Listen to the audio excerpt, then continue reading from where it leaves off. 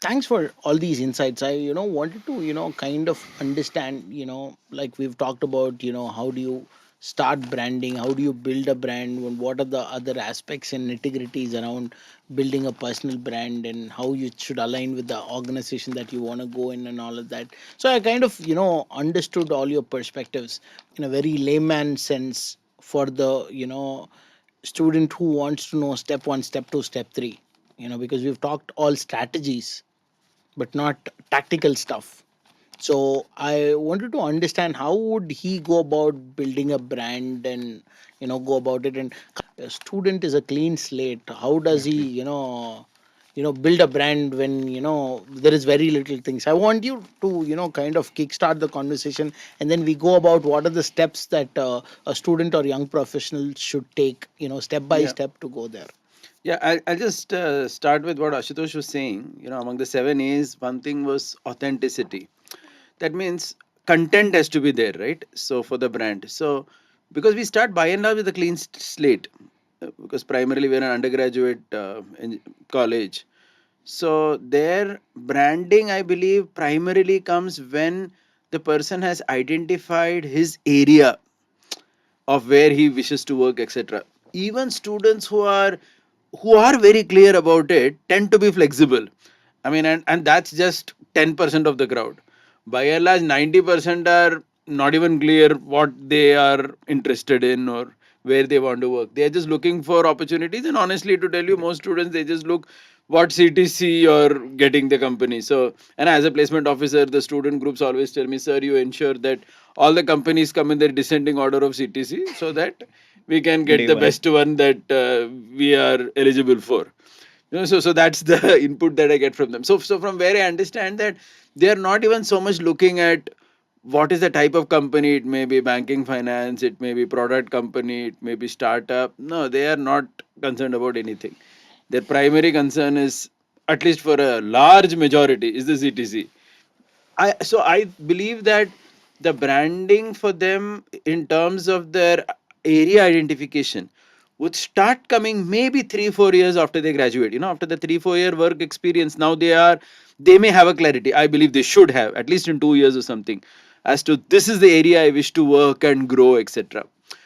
Okay, so that's why as a college we just focus on pushing in the content, so that the authenticity at least comes up.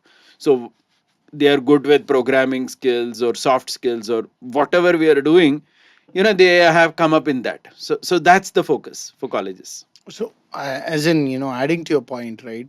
Till my third year, almost third year ended, I never knew what I wanted to do. I just chose computer science engineering so that I don't have to write records, so that I can take a printout. That was as simple as what branch of engineering I wanted to choose. So that was a rational, entire rational. And then Musicma came out, when I was in the third year last semester, and then like business analyst. Oh, I don't have to do coding. Let me go there. Done. I didn't know, but back then it was not called data scientist. I got placed. 1 year I was just chilling, so I didn't do anything. So and I go into music and like, no C, Java, and all. Here we have Python or SAS, SQL. I'm like, where did I end up? So the next 3 months was very grueling for me. I did well, but I was not enjoying it. And then I'm like, okay, I'll move to sales. So that is the whole thing. Yeah. So the 3-4 year leeway that you're telling after graduation, right? By 3-4 years, somebody's career is already very well established. Contrasting to that, Praveen, you are like first year only you decide which company you want to go to. What Correct. if that company gets sold out or shut down before he completes fourth year? So my question is, so answer for that, because when you're like super micro focusing on that level, right? So you generally tend to exclude the rest of it. No, I have an example. I will tell you later, but then I want you to go ahead. no, just a small correction. It's not one company. So you are good at something. So that skill set of yours is applicable in many companies. Okay. So while yes, this is my dream job, priority to like people say C2C highest one. Okay, you have a brand image in your mind. If you work there, you feel that company gives you a better work life, that company gives you better recognition, etc. There are, apart from money, there are many things. So it's not like that, oh, there's only one company that looks at this kind of skills. There are 10, there could be 10 others.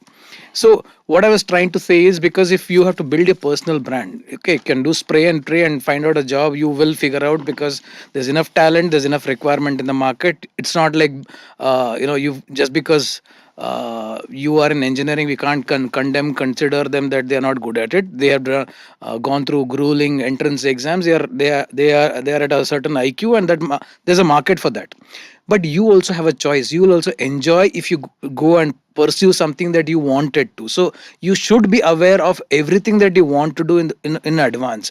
Don't go blindfolded and get into trouble.